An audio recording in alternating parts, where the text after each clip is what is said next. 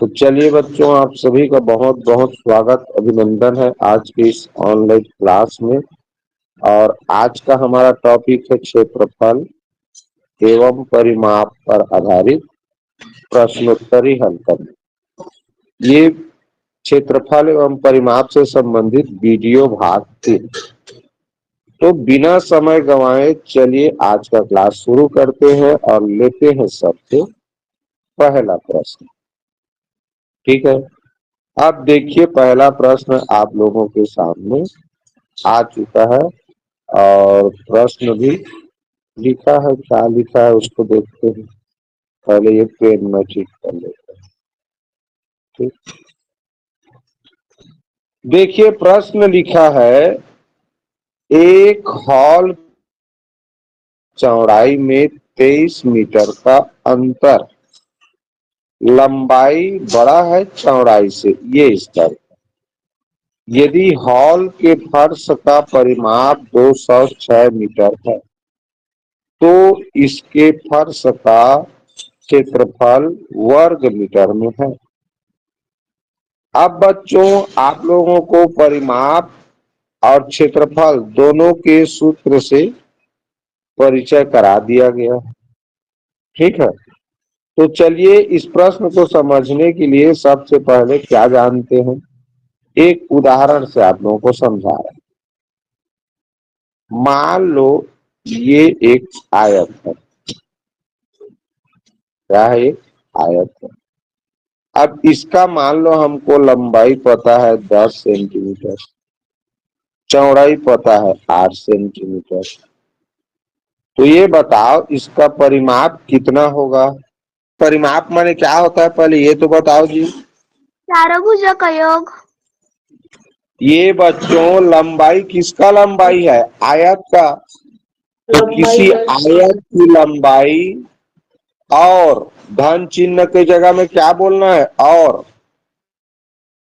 लंबाई और उसके चौड़ाई का योगफल एक घेरा में है तो उसका योगफल निकालना पड़ेगा। तो किसी आयत की लंबाई और चौड़ाई के योगफल का गुणा की जगह में क्या पढ़ना है? का दोगुना होता है। किसी आयत का परिमाप उसके लंबाई और चौड़ाई के योगफल का दोगुना होता है। ये है आयत के परिमाप के सूत्र के आधार पर परिभाषा। अब दूसरा परिभाषा ये बताया था, दूसरा सूत्र की 2 गुणित लंबाई धन 2 गुणित चौड़ाई। ये है आयत के परिमाप का सूत्र, दूसरा सूत्र। यानी कि किसी भी आयत के लंबाई का दोगुना और उसके चौड़ाई के दोगुने का योगफल उसका परिमाप होता है। अब यहाँ परिमाप ज्ञात करने के देखो कितने तरीके। अगर हम पहला सूत्र से देखें तो क्या करना चाहिए? लंबाई और चौड़ाई को जोड़ देना चाहिए, कह रहा है सूत्र। तो लंबाई दिया है 10, चौड़ाई दिया है 8, तो पहले जोड़ लेना था इसको। तो कितना हुआ? 18। अब ये 18 क्या है? लंबाई है। योगफल का दोगुना, दोगुना माने 2 से गुणा करना था। मिल गया 18 दूनी 36 सेंटीमीटर। तो जब भी किसी आयत के परिमाप की बात हो और लंबाई चौड़ाई पता हो तो पहला काम करना चाहिए बच्चों, लंबाई चौड़ाई को जोड़ दिए। मैंने जोड़ा ना यहाँ 8, 10 और 8 को। तो लंबाई और चौड़ाई को जोड़ दिए और फिर उसका 2 से गुणा कर दिए, क्योंकि लंबाई चौड़ाई के योगफल का दोगुना होता है। ये सूत्र में लिखा। और सबसे दुनिया का सरल तरीका क्या है? लंबाई पता है तो किसी आयत में 2 लंबाई होते हैं। ये देखो यहाँ भी सूत्र लिखा है। भाई आमने सामने एक भुजा बराबर है तो ये लंबाई है तो ये भी लंबाई है। तो वो 10 तो 10 2 बार रहेगा, चौड़ाई भी 2 बार होगा। फिर सबको जोड़ेंगे तो इस तरह 2 गुणित 10 कहें और धन 2 गुणित 8 कहें तो ये भी वही चाहेगा, 10 दूनी 20 और धन 8 दूनी 16। तो कुल मिला के 36 से 4 है। तो ये आयत के परिमाप निकालने का सूत्र है। सूत्र के साथ साथ किया जाता है। सूत्र को समझे रहोगे, परिमाप को सीधा सीधा समझे रहो ना जी। परिमाप माने चारों भुजाओं को माप। अब चार भुजा में से दो दो भुजा एक जैसे है, इसलिए दो दो भुजा को काट लेते हैं पहले। चलो, अब यहाँ समझना है कि लंबाई चौड़ाई का 23 मीटर का अंतर है। इसका मतलब क्या हुआ? देखो यहाँ ये चौड़ाई है, खड़ी भुजा को चौड़ाई बोलते हैं और आड़ी भुजा को क्या बोलते हैं? लंबाई। ये कह रहा है कि जो लंबाई है वो चौड़ाई में 23 मीटर का अंतर है। इसका मतलब वो चौड़ाई से अंतर का मतलब ज्यादा, तो चौड़ाई से क्या है? वो 23 मीटर ज्यादा है। 23 मीटर ज्यादा है। लंबाई बराबर क्या हो गया? चौड़ाई धन 23 मीटर, यानी अंतर का मतलब होता है बच्चों कम या ज्यादा होना। तो चौड़ाई 23 मीटर ज्यादा है। आप देखो कैसे जानेंगे। प्रश्न में पूछा फर्श का परिमाप। फर्श का प्रश्न में पूछा है फर्श का क्षेत्रफल। अब फर्श का क्षेत्रफल कैसे जानेंगे? क्षेत्रफल हमेशा जानते हैं लंबाई गुणित चौड़ाई से। लंबाई पता चल जाए और चौड़ाई पता चल जाए तब क्षेत्रफल निकलेगा। तो प्रश्न में न तो हमको लंबाई पता है न चौड़ाई पता है, तो चलो कैसे जानेंगे? तो परिमाप दिया है, उसी सूत्र से जानेंगे। तो परिमाप बराबर क्या होता है? अभी पहला सूत्र बताया हूं। परिमाप बराबर होता है 2 गुणित लंबाई। पहले समझाता हूं फिर शॉर्ट ट्रिक बताऊंगा। धन चौड़ाई, ये है परिमाप का सूत्र, पहला सूत्र। अब ये 2 गुणित लंबाई। देखो प्रश्न में लंबाई बराबर क्या है? 23 मीटर का अंतर, मतलब चौड़ाई से 23 मीटर ज्यादा है। तो इसको लिखना है, लंबाई नहीं लिखना है। लंबाई को लिखा है कि लंबाई तथा चौड़ाई में 23 मीटर का अंतर है। इसका मतलब चौड़ाई 23 मीटर ज्यादा है, तो लंबाई की जगह में लिखेंगे चौड़ाई धन 23 मीटर। अब ये चौड़ाई तो पहले से है सूत्र में।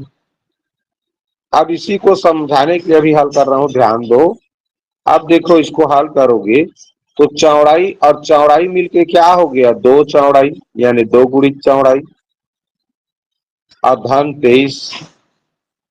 अब इधर क्या बचा है? परिमाप। तो परिमाप देखो प्रश्न में दिया है 206 मीटर, तो 206 मीटर को लिख लेते हैं यहाँ।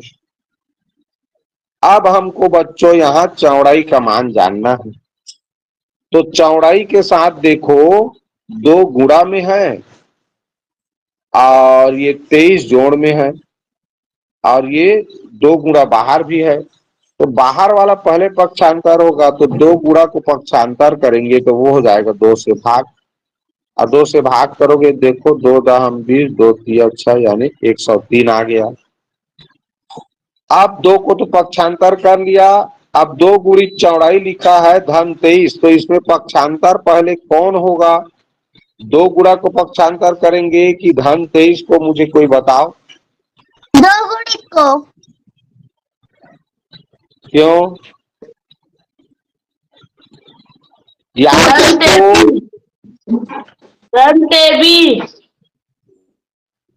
इसको पक्षांतर करना है धन 23।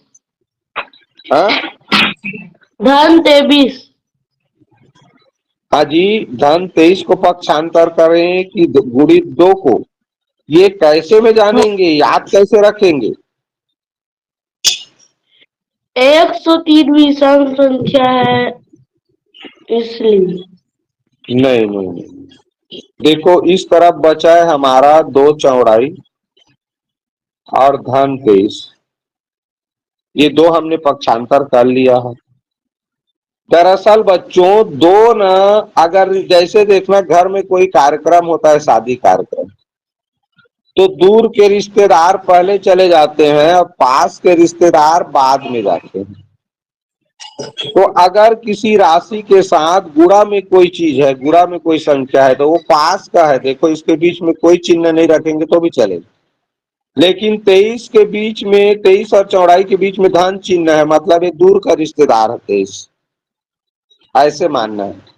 अगर हमें चौड़ाई का मान जानना है तो चौड़ाई के साथ जो गुणा में रहेगा वो बाद में पक्षांतर होता है, और चौड़ाई के साथ धन में रहेगा या ऋण में रहेगा वो पहले पक्षांतर हो जाएगा। तो इस तरह धन 23 है, अंतर होगा तो वो हो जाएगा ऋण 23। अब 103 में से 23 घटाओगे तो उत्तर आएगा 40। अब इधर क्या बचा है, दो चौड़ाई, तो दो चौड़ाई बचा है, तो चौड़ाई का मान जानना है तो क्या करेंगे, दो को पक्षांतर करेंगे तो क्या होगा, वो क्या होगा इधर आके, भाग। हाँ, ये दो चौड़ाई का मतलब दो गुणा है तो भाग होगा।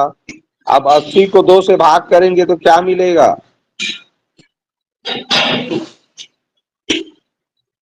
40। 40। तो ये चौड़ाई मिल गया बच्चों 40 सेंटीमीटर। 40 सेंटीमीटर हमको चौड़ाई मिल गया। अब हमको क्षेत्रफल जानने के लिए लंबाई जानना भी जरूरी है। क्षेत्रफल जानने के लिए लंबाई जानना भी जरूरी है। तो वो लिखा है 23 मीटर का अंतर है, लिखा है ना, देखो प्रश्न में क्या लिखा है, 23 मीटर का अंतर है। अंतर का मतलब चौड़ाई से 23 मीटर ज्यादा है। तो यहाँ हल कर लेते हैं रे भाई, ये खाली जगह में।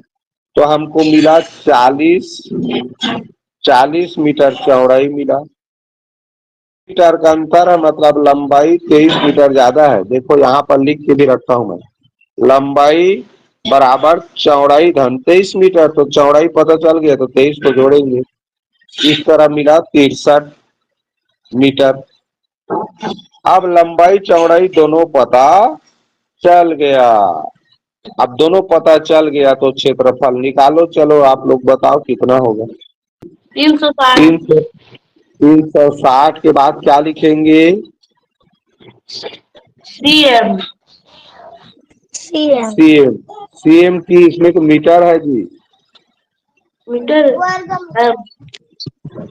क्या लिखेंगे अच्छे से देखो, वर्ग मीटर। हाँ, प्रश्न को देखो तुम लोग, फर्श का क्षेत्रफल है। कभी भी बच्चों क्षेत्रफल में सेंटीमीटर या मीटर नहीं लिखा जाता, उसके पहले वर्ग लिखना जरूरी है। ये बताया था क्यों वर्ग लिखते हैं। अब प्रश्न में भी लिखा है वर्ग मीटर में। तो देखो इसका गुणा करेंगे 63 से 40 का, तो शून्य को तो लिख देते हैं, केवल 4 का पहाड़ा पढ़ना है। तो ये हो जाएगा 4 × 12 हासिल 1। तो हासिल 1 आया, 4 × 7 = 24, 1 25। जब तुम लोगों को लंबाई चौड़ाई दोनों बता दिया था तो लंबाई चौड़ाई के गुणनफल को ही तो क्षेत्रफल बोलते हैं जी। चौड़ाई था और लंबाई क्या था, तो 23 मीटर का अंतर ज्यादा है, तो 40 में 23 जोड़ दिए तो 63 आया। और लंबाई चौड़ाई ज्ञात हो जाए तो उसका क्या कर देते हैं, गुणा कर देते हैं। और क्षेत्रफल के बाद बच्चों इकाई लिखोगे ना, वो इकाई हमेशा वर्ग में रहता है, वर्ग में। मीटर है तो वर्ग मीटर, सेंटीमीटर है तो वर्ग सेंटीमीटर, फीट है तो वर्ग फीट, ऐसे लिखना रहता है। तो इस तरह से इस प्रश्न को बनाना था। ये 63 मीटर का गुणा हम करते हैं बच्चों 40 मीटर से। ये तुम लोगों को शुरू में मैं समझा दिया हूं। तो मीटर और मीटर का गुणा होता है ना तो वर्ग मीटर बनता है। मीटर और मीटर का पहले गुणा करोगे तो वो बनेगा वर्ग मीटर। जैसे बच्चों 3 × 3, इसको हम लिखते हैं 3 का वर्ग। और ऐसे 5 × 5 का मतलब होता है 5 का वर्ग। उसी तरह मीटर गुणित मीटर को लिखेंगे मीटर का वर्ग। आप 40 और 63 का गुणा करेंगे तो शून्य का शून्य हो गया, 4 का पहाड़ा 4 दिया 12 हासिल 1, 4 छक्का 24 से 25, 2520 वर्ग मीटर हुआ। इस तरह से वर्ग मीटर आता है। वर्ग मीटर आने के पीछे यही सिद्धांत है। इसका शॉर्ट ट्रिक बता रहा हूं, बढ़िया ध्यान से देखना। शॉर्ट ट्रिक अगर पकड़ लिए तो बहुत जल्दी सीख जाओगे। चलो देखो, ध्यान दो। प्रश्न में दिया है बच्चों लंबाई चौड़ाई का अंतर, लंबाई और चौड़ाई का, उसको याद रखना। कितना दिया है? 23 मीटर। और दिया है परिमाप, परिमाप दिया है 206 मीटर। अब जब भी ऐसा दिया हो प्रश्न में, परिमाप दिया हो आयत का, याद रखना आयत का, तो आपको करना क्या है? सबसे पहले काम करोगे 206 यानी परिमाप को 2 से भाग कर देना। ये करना ही है जिसमें भी परिमाप दिया है, और परिमाप से तुमको लंबाई चौड़ाई निकालना है, क्योंकि क्षेत्रफल पूछा है ना। प्रश्न में क्या पूछा है? आयत का क्षेत्रफल। तो क्षेत्रफल जानने के लिए हमको क्या चाहिए रे भाई? लंबाई चाहिए और चौड़ाई चाहिए। क्षेत्रफल पूछा है तो लंबाई चाहिए, चौड़ाई चाहिए। और वो लंबाई चौड़ाई कहाँ से मिलेगा? तो ये जो परिमाप दिया है वहां से। तो कभी भी परिमाप से लंबाई चौड़ाई जानना है तो सबसे पहले काम करना, परिमाप को 2 से भाग कर देना। तो 2 एक कम 2, उतारेंगे शून्य तो शून्य बार पहाड़ा पढ़ेंगे, और फिर उतारेंगे 6 तो 2 तिया 6। इस तरह क्या मिला? 103। अब फिर क्या करना है? ये जो भागफल मिला उसमें से कितना का अंतर है? 23 का अंतर है। तो तुरंत 23 को क्या करना है? घटा देना है। ठीक है, क्या करेंगे? 23 को घटा देंगे। 23 क्या है? अंतर। या तो चौड़ाई इतना का ज्यादा है करके लिखा रहेगा लंबाई से, यानी चौड़ाई से लंबाई ज्यादा रहेगा, या अंतर, दोनों वो इच्छा। तो जो भी ये अंतर दिया रहेगा उसको घटाना। तो मिला क्या हमको? 80। अब जैसे ही मिला 80, उसको तुरंत हमको क्या करना है? फिर से 2 से भाग करना है। क्या करना है? 2 से भाग करना है इस 80 को। तो 2 से भाग करेंगे तो देखो 2 चौका 8, बचा शून्य, उतारेंगे शून्य, 2 शून्य शून्य। क्या मिला? 40। अब यही बच्चों चौड़ाई है। अब तुमको 40, लेकिन लंबाई जानना बाकी है अभी। तो लिखा है 23 मीटर का अंतर है लंबाई या चौड़ाई में। इसका मतलब, अंतर का मतलब होता है कि लंबाई चौड़ाई से 23 मीटर ज्यादा है। तो चौड़ाई पता चल गया तो उसमें 23 जोड़ोगे तो तुमको क्या क्या पता चल जाएगा? लंबाई। अब दोनों पता चल गया, लंबाई भी पता चल गया। अब लंबाई चौड़ाई दोनों पता चल गया तो केवल गुणा तो करना है कि। अब 63 और 40 का गुणा करने में तो समस्या नहीं आना चाहिए, अभी करके बताया हूं। तो कितना स्टेप किया हमने? पहला स्टेप को जान लो। पहले परिमाप दिया है और क्षेत्रफल पूछेगा तो परिमाप को 2 से ही भाग करना है, किसी अन्य संख्या से भाग करना ही नहीं। 2 से भाग करोगे, फिर भागफल में से कितना अंतर है लंबाई और चौड़ाई में, उस अंतर वाली संख्या को घटा देना। घटाने के बाद जो संख्या आता है वो 2 चौड़ाई के बराबर है। तो 2 चौड़ाई के बराबर है, इसीलिए 2 से भाग करेंगे तो 1 चौड़ाई मिलेगा। अब जैसे ही चौड़ाई मिल गया तो लंबाई जानने के लिए जो अंतर है 23 मीटर का अंतर, मतलब 23 मीटर ज्यादा, तो चौड़ाई जान गए तो 40 में फिर यानी चौड़ाई में 23 को जोड़े, तो इस तरह मिला का लंबाई। अब इस तरह ये लंबाई भी पता चल गया, चौड़ाई भी पता चल गया, तो गुणा कर देंगे तो क्षेत्रफल निकल जाता है। ये शॉर्ट ट्रिक है, परीक्षा में समझे रहोगे, इस तरह के प्रश्न कई बार हल किए रहोगे, टेस्ट दिलाए रहोगे, तो ऐसी बनाना। चलिए अब लेते हैं दूसरे प्रश्न। लिखा है यदि एक समकोण त्रिभुज की दो लंबवत भुजाएं 5 सेंटीमीटर तथा 12 सेंटीमीटर हैं, तो इस त्रिभुज का परिमाप है। अब मुझे ये बताओ पहले तो कि ये लंबवत भुजाएं किसे कहते हैं। इसमें कुल 3 भुजा होता है, एक तो होता है लंब। ये लंबवत भुजाएं मैं पहले ही बता चुका हूं, इसको स्पेशल याद रखना बोला था, ये काम आएगा, प्रश्न बनता है इसका बोला था। तो कुल 3 भुजा होता है, तो इनमें से 2 भुजा लंबवत भुजा कहलाता है। तो कौन कौन से 2 भुजा आपस में लंबवत भुजा कहलाएंगे, यही समझो पहले, तभी जानोगे प्रश्न। सर भूमि और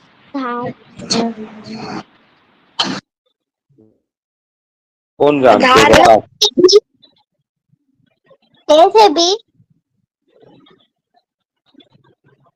लंबवत भुजाएं कह रहा है, अब मैं कह रहा हूं तुम लोगों से कि इसमें से 2 भुजा आपस में लंबवत भुजा कहलाता है। तो 2 भुजा का नाम लेना है, नाम भी भुजा का लिख दिया हूं मैं। ए बी लंब भुजा है, ए सी भुजा को कर्ण कहते हैं, बी सी भुजा को आधार। तो तुमको बताना है कौन से 2 भुजा लंबवत भुजाएं कहलाती हैं और क्यों कहलाती हैं। नाम भी बताना है और क्यों बोलते हैं ये भी बताना है।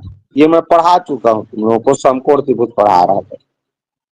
वेदांत तुमको भी नहीं पता, हिमांशी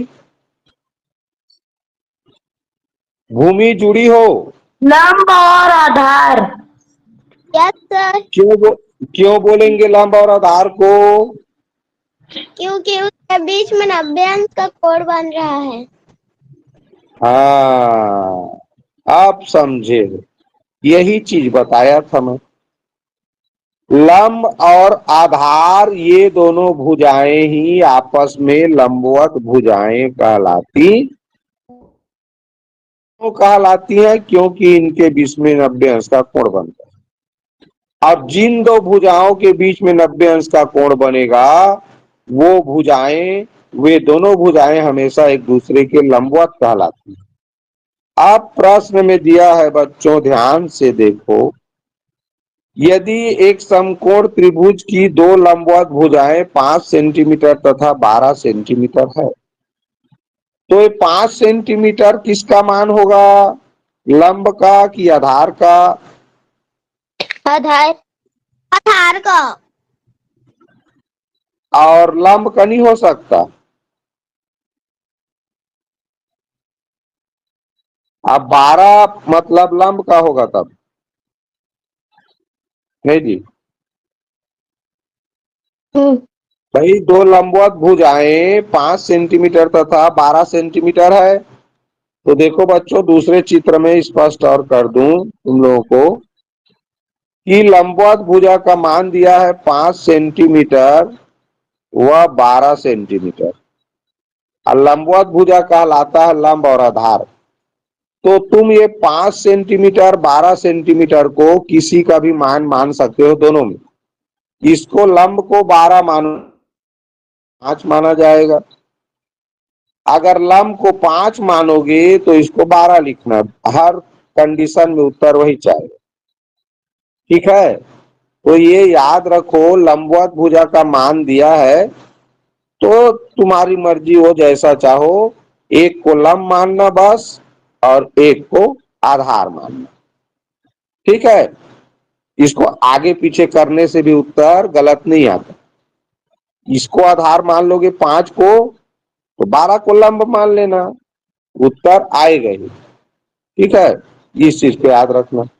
चलो अब इसमें आते हैं।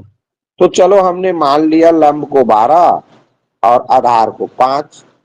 अब प्रश्न में पूछा है इस त्रिभुज का परिमाप। क्या पूछा है? परिमाप। अब मुझे बताओ समकोण त्रिभुज का परिमाप जानने के लिए क्या क्या जानना रहता है? समकोण त्रिभुज का परिमाप किसको जोड़ते हैं? तीनों भुजाओं के माप को। भुजाओं का योग। क्या क्या भुजा है? लंब और आधार। लंब और आधार। आधार के बाद 3 भुजा का है ना? ठीक। तो समकोण त्रिभुज का अगर हमको परिमाप जानना है तो हमें उसके तीनों भुजाओं का माप ज्ञात होना चाहिए, लंब, आधार और कर्ण। तो यहाँ लंब का मान पता है कि नहीं पता? पता है। कितना है? कितना है? 12 सेंटीमीटर। और आधार 5 सेंटीमीटर। और कर्ण का मान पता है? नहीं। नहीं पता। बस, तो कर्ण का मान ज्ञात करने का क्या तरीका बताया हूँ? पाइथागोरस प्रमेय का। हाँ, पाइथागोरस प्रमेय का सूत्र बोलो। कर्ण बराबर क्या होता है? कर्ण का वर्ग बराबर लंब का वर्ग लंब का वर्ग आधार का वर्ग। लंब का वर्ग आधार का वर्ग। चलो माइक बंद कर लो। कर्ण का मान होता है बच्चों, पहले तो वर्गमूल करोगे, अच्छे से याद कर लो। लंब का वर्ग धन आधार का वर्ग, ये है सूत्र। मैंने तुम लोगों को लिखवाया था ऐसे, कर्ण का वर्ग बराबर लंब का वर्ग धन आधार का वर्ग, ये पाइथागोरस प्रमेय का सूत्र है। ठीक है, तो कर्ण का मान जानना है तो वर्ग चिन्ह को पक्षांतर करेंगे तो वर्गमूल हो जाता है, इसलिए कर्ण बराबर हो जाता है वर्गमूल लंब का वर्ग धन आधार का वर्ग। तो कर्ण ज्ञात करने का इसी सूत्र को याद रखना है। कर्ण बराबर होता है वर्गमूल लंब का वर्ग धन आधार का वर्ग। अब इसी सूत्र में क्या करना है? मान रखना। तो चलो भाई, लंब दिया है देखो 12, तो 12 का वर्ग होगा। आधार दिया है 5, तो 5 का वर्ग लिखेंगे। अब देखो 12 का वर्ग क्या होता है? 144। 12 का वर्ग का मतलब होता है 12 का 12 से ही गुणा करना है। 5 का वर्ग मतलब 5 का 5 से गुणा करना। इस तरह मिल गया कर्ण बराबर वर्गमूल 144 और 25 को जोड़ेंगे तो ये होता है 169। अब 169 का वर्गमूल कितना होता है, कोई बताओगे? 13। ठीक, कितना होता है? 13। अब ये कैसे जानते हैं? तो तुम लोगों को बच्चों मैं बार बार कह रहा था 1 से 30 तक का वर्ग संख्या याद रखना है। कैसे? जैसे देखो, अगर तुम जैसे 1 का वर्ग ऐसे लिख लिख के याद रखना है। जैसे 1 का वर्ग क्या होगा? 1 ही होगा। 2 का वर्ग क्या होगा? 4 होगा। उसी तरह 3 का वर्ग 9 होगा। तो अगर वर्गमूल चिन्ह 9 के ऊपर रहे तो समझ जाओ इसका वर्गमूल 3 है। जैसे 12 का वर्ग होता है 144, 12 का वर्ग होता है 144। अगर तुम कहीं देख लो इस पर वर्गमूल चिन्ह लगा है तो इसका मतलब 144 का वर्गमूल निकालना है। तो ये जब याद रहेगा कि 144 12 का वर्ग है तो तुरंत लिख सकते हो कि इसका वर्गमूल 12 है कर। ठीक इसी तरह ये जो बच्ची अभी बताई तुम लोगों को कि 169 का वर्गमूल क्या है, तो उसको पता है कि 13 का वर्ग संख्या 169 है, ऐसा पता है। इसीलिए उसने देखा कि 169 के ऊपर वर्गमूल लगा है, इसका मतलब इसका वर्गमूल 13 है। तो तुम लोगों को 1 से लेकर 30 तक की संख्या का वर्ग संख्या याद रखना है, तभी देखते ही बता सकते हो कि इसका वर्गमूल क्या होगा। ये चीज याद रखो भाई। तो इस तरह कर्ण बराबर मिल गया कितना 13। अब कर्ण का मान मिल गया तो कर्ण की जगह में लिखेंगे जी, लंबा धार तो हमें पहले से पता था तो यहां लिख देंगे 13। अब बस अब जोड़ना है तो 12 5 और 13 इसको जोड़ेंगे तो कितना आएगा 30 सेंटीमीटर।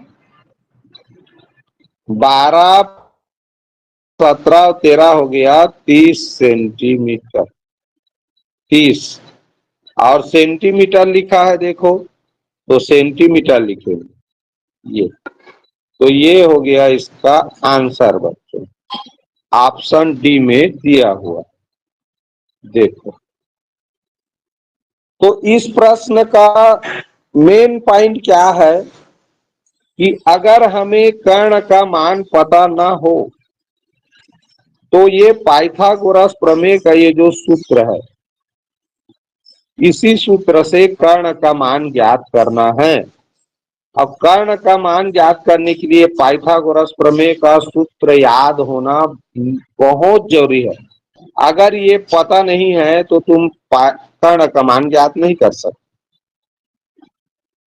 समझ गए? तो ये पहले याद होना चाहिए। और यहां से और क्या याद होना चाहिए, तो अभी मैंने तुम लोगों को बताया कि जब ये वर्गमूल निकालने, हाँ वर्गमूल निकालने के लिए वर्ग संख्या तुमको याद होना चाहिए। 169 आया तो देखते ही वर्गमूल 169 को देखते ही पता हो जाना चाहिए कि इसका वर्गमूल 13 है। तो तुरंत पता चल 13 का मान, कर्ण का मान पता चला। तो 2 तो मान पहले से पता था हमको, लंब और आधार का। कर्ण का केवल ज्ञात करना था। कर्ण का ज्ञात होते ही तीनों को जोड़ दिए, क्योंकि समकोण त्रिभुज का परिभाषा होता है, समकोण त्रिभुज का परिमाप बराबर होता है तीनों भुजाओं के माप का योगफल, यानी लंब और आधार कर्ण के माप का योगफल को जोड़ने से परिमाप होता है। ये आ गया प्रश्न हमारा, उस वर्ग की भुजा सेंटीमीटर में क्या होगी जिसका क्षेत्रफल उसके परिमाप के समान है। ऑनलाइन वाले बच्चे कमेंट करो। हमें देखो यहां पर एक वर्ग का चित्र पता है। अब ये वर्ग का इसमें पूछ रहा है कि उस वर्ग की भुजा सेंटीमीटर में क्या होगी। यानी एक भुजा का मान, किसी भी एक भुजा का मान, क्योंकि चारों भुजा तो समान हो, तो इसमें भुजा का मान कितना लिखें, तो इस वर्ग का क्षेत्रफल परिमाप दोनों बराबर आए सर। हाँ ऑप्शन नंबर सी सर। तुम्हारे हिसाब से ऑप्शन नंबर सी माने कि 4 कह रहे हो, 4 सेंटीमीटर। सभी बच्चे ध्यान दो, वेदांत ने कहा कि ऑप्शन सी इसका उत्तर है। तो वर्ग की भुजा इसने बताया ऑप्शन सी 4 सेंटीमीटर। तो जरा देखो एक भुजा 4 सेंटीमीटर है तो वर्ग में चारों भुजा समान होता है तो सभी भुजा 4-4 सेंटीमीटर का होगा। सिंपल सी बात है। तो परिमाप बराबर क्या होता है? वर्ग का परिमाप या किसी भी आयत का हो या वर्ग का परिमाप बराबर क्या होता है? 4 गुणित 1 भुजा। 4 गुणित 1 भुजा, ये है वर्ग का, वर्ग के परिमाप की का सूत्र। या सूत्र की जरूरतें नहीं है रे भाई, चारों भुजा के माप कह रहे हो तो चारों भुजा तो 4-4 ही है, तो 4 गुणा 4 नहीं हो गया जी, 4 चौक 16 सेंटीमीटर। तो परिमाप मिल गया तुमको 16 सेंटीमीटर। अब बताओ क्षेत्रफल क्या होता है इसका? वर्ग का लंबाई गुणा क्षेत्रफल, चौड़ाई। लंबाई गुणा चौड़ाई। हाँ देखो मैं जो तरीका बताया उसको याद नहीं कर पाए हो तुम लोग। क्षेत्रफल बराबर होता है बच्चों, भुजा का नाम अलग अलग आकृति में अलग अलग रहता है, इसलिए याद करना बोला था मैं। आड़ी भुजा गुणित खड़ी भुजा, क्योंकि वर्ग में आड़ी भुजा को भी भुजा बोलते हैं, खड़ी भुजा को भी भुजा बोलते हैं। तो इसमें लंबाई चौड़ाई वाला शब्द नहीं आएगा। लंबाई चौड़ाई वाला शब्द केवल आयत में आता है, वो भुजा बोलते हैं। इसीलिए नाम के पीछे मत जाओ, आड़ी खड़ी सब में बोल सकते हैं। तो आड़ी भुजा भी 4 सेंटीमीटर है, आड़ी भुजा भी 4 सेंटीमीटर है और खड़ी भुजा भी 4 सेंटीमीटर। तो क्या होगा उत्तर बताओ? 16 वर्ग सेंटीमीटर। सेंटीमीटर सेंटीमीटर का गुणा किए तो 16 वर्ग सेंटीमीटर आएगा ना। तो इस वर्ग सेंटीमीटर, अरे यहाँ लिखा नहीं रहा, वर्ग सेंटीमीटर। तो यहाँ देखो क्षेत्रफल मिल गया हमको 16 वर्ग सेंटीमीटर। परिमाप और क्षेत्रफल समान है कि नहीं है? समान है। समान दोनों 16 है, दोनों 16 है ना। परिमाप भी 16 आया, क्षेत्रफल भी 16 आया, यही तो पूछ रहा था जी। जिसका क्षेत्रफल और परिमाप समान हो तो ऑप्शन सी है।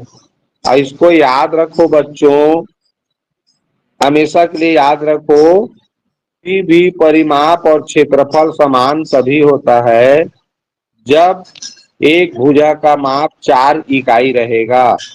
4 इकाई का मतलब या तो वो 4 सेंटीमीटर हो सकता है, 4 मीटर भी हो सकता है, 4 मिलीमीटर भी हो सकता है, 4 किलोमीटर भी हो सकता है, 4 डेसीमीटर भी हो सकता है। कुल मिला के 4 लिखना जरूरी। बाकी दुनिया का कोई भी संख्या तुम अगर लिखोगे तो परिमाप और क्षेत्रफल समान नहीं आता। तो इसको सीधा दिमाग में ठूस लो। किसी भी वर्ग का क्षेत्रफल और परिमाप तभी बराबर होता है या समान होता है जब उसके भुजा का माप 4 इकाई रहेगा। एक आयताकार भूखंड जिसकी विमाएं 100 मीटर गुणित 80 मीटर हैं के चारों ओर 3 बार बाड़ लगाने में कितना तार लगेगा? अब ये समझने से पहले समझ लो बाढ़ क्या होता है। तो बाढ़ बच्चों जैसे तुम लोग देखे होगे ऐसे खेत रहता है, तो जानवरों से फसल को बचाने के लिए क्या लगाते हैं जी? तार घेरते हैं। तार तार घेरते हैं, नहीं तो आजकल जाली भी घेरते हैं, देखना घेरते हैं ना। तो वो जानवरों से खेत के फसल को बचाने के लिए जो तार का घेरा घेरते हैं, जाली घेरते हैं, उसी को बाड़ बोला जाता है। आप तार को एक ही राउंड लगा देंगे तो थोड़ी 2-3 राउंड लगाना पड़ता है, 2-3 घेरा लगाना पड़ता है ना, तब तो जानवर पास नहीं होगा। दिया है 3 घेरा, देखो प्रश्न में लिखा है 3 बार बाण लगाने से, इसका मतलब क्या हुआ कि 3 घेरा लगाना है। तो एक घेरा का मतलब क्या होता है पहले समझ लो। एक घेरा बराबर होता है परिमाप, यानी एक परिमाप। एक घेरा बराबर क्या होता है, एक परिमाप। तो 3 घेरा अगर तार घेरेगा तो समझो 3 गुणित परिमाप, यानी 3 परिमाप तुमको जानना है। तो जब भी बच्चों किसी प्रश्न में तार लगाने की, बाड़ लगाने की, जाली लगाने की बात आए तो समझ जाना उस प्रश्न में परिमाप ज्ञात करना है उस आयत का। अब परिमाप ज्ञात हो गया तो बस जितना घेरा कहेगा उतने से गुणा करना है। 3 घेरा लिखा है तो 3 से गुणा करें। तो याद रखना, कभी भी बाड़ लगाना है, तार लगाना है, जाली घेरना है तो क्या ज्ञात करना है, परिमाप ज्ञात करना रहता है। चलो परिमाप ज्ञात करते हैं। अब यहाँ पर देखो विमा दिया है, विमाएं मतलब होता है बच्चों लंबाई गुणित चौड़ाई कहें या आड़ी भुजा। तो 100 मीटर दिया है इधर एक भुजा का मान, तो लंबा वाला का 100 मीटर मान लेते हैं भाई, 80 तो छोटा है तो इसको लिख देता हूं मैं 80। ये अब इसका परिमाप बताओ मुझे, कौन बताएगा।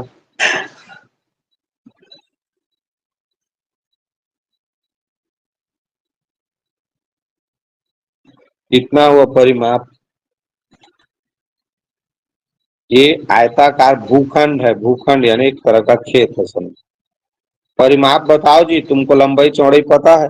360। सिंपल सा फंडा है रे भाई, परिमाप यानी चारों भुजा का माप। तो ये भुजा 100 है तो ऊपर भी 100 ही होगा, और ये 80 है तो ये भी 80 होगा। या दूसरा तरीका मैंने क्या बोला था, ये लंबाई चौड़ाई को जोड़ लो तो 100 और 80 को जोड़ोगे 180 होगा, और गुणा करोगे तो शून्य का शून्य, 18 दूनी 36, 360 मीटर। ये मिल गया हमको परिमाप बराबर, परिमाप ज्ञात हो जाएगा तो परिमाप क्या है वास्तव में, एक घेरा है। परिमाप बराबर एक घेरा, तो हमको 3 घेरा का जानना है तो 3 परिमाप करेंगे, तो 3 परिमाप करेंगे तो परिमाप है 360। अब उसी का 3 से जितना घेरा करेंगे उससे गुणा करना है परिमाप ज्ञात करने के बाद। 3 शून्य शून्य, 3 छक्का 18, हासिल 1, 3 तिया 9, 1 10 आ गया। 110 मीटर तार लगाना पड़ेगा, सॉरी 1080 मीटर तार लगाना पड़ेगा, 3 घेरा लगाएंगे तो। सरल है कि नहीं है, क्या करना है, परिमाप ज्ञात करना। जैसे ही परिमाप ज्ञात हो जाएगा, कितना घेरा तार लगाना है या बाड़ लगाना है, तो 3 बार लिखा है, 3 बार, तो 3 से वो परिमाप का गुणा कर देना तुरंत उत्तर। आज के क्लास का अंतिम प्रश्न देखते हैं बच्चों, ध्यान से देखो। रहने को इसमें अनुपात वाला दिया है और अनुपात वाला हमारे सिलेबस में नहीं है, लेकिन मान लो कहीं से टपक गया प्रश्न तो एक सरल सा प्रश्न है, इसको देख लिए रहो। जो बच्चे सैनिक स्कूल की तैयारी कर रहे होंगे उनको काम आ जाएगा। तो एक आयत की भुजाओं में 5:3 का अनुपात है, तो उसका परिमाप 64 सेंटीमीटर है। उस आयत का क्षेत्रफल वर्ग सेंटीमीटर में है। तो आयत का क्षेत्रफल जानना है बच्चों, और आयत का क्षेत्रफल जानने के लिए लंबाई चौड़ाई जानना जरूरी है। बिल्कुल सरल प्रश्न है ये, भुजाओं का अनुपात दिया है उसी को देख, 5:3 लिखा है ना, तो तुम लंबाई के जगह में 5 लिख दो क्योंकि 5 बड़ा संख्या है, और चौड़ाई के जगह में 3 लिख दो। लिखने के बाद क्या करना है, अब बताओ इसका मैं परिमाप पूछूं तो कितना आएगा? 16 3 अंक के आधार पे 16 आएगा। 5 और 3 को जोड़ोगे तो 8 होगा, और लंबाई चौड़ाई के योगफल का दोगुना, तो परिमाप आ जाएगा तुम्हारा 16। 16 अब परिमाप दिया कितना है इसमें देखो, 64 दिया है, दिया है ना? बस ये 64 को ये 16 से भाग करना रहता, तो 16 चौक आ गया 64। 64 क्या किए, अनुपात वाला संख्या से परिमाप ज्ञात किए। अब उस परिमाप, ये परिमाप ज्ञात किए, उसी से जो प्रश्न में परिमाप दिया है 64 सेंटीमीटर, उसको भाग करेंगे तो उत्तर आया 4। बस 4 का गुणा ये 5 और 3 से कर दो, तो ये हो गया 12, और इस 5 से 4 का गुणा किए तो ये हो गया 20। यही इसका लंबाई चौड़ाई है। वास्तव में 20 सेंटीमीटर लंबाई है, और 4 या 12 से। अब क्षेत्रफल पूछा है तो लंबाई चौड़ाई ज्ञात हो गया तो तुरंत कर सकते हो। लंबाई हो गया 20 और चौड़ाई हो गया 12। सिंपल है जी, शून्य का शून्य 12, 240 वर्ग सेंटीमीटर। नंबर है।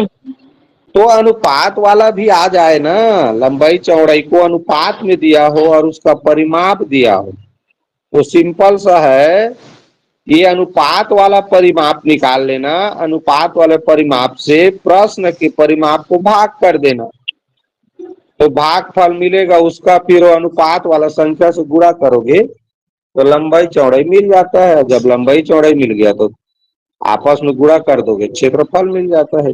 इस तरह से बच्चों आज का क्लास यही समाप्त करेंगे।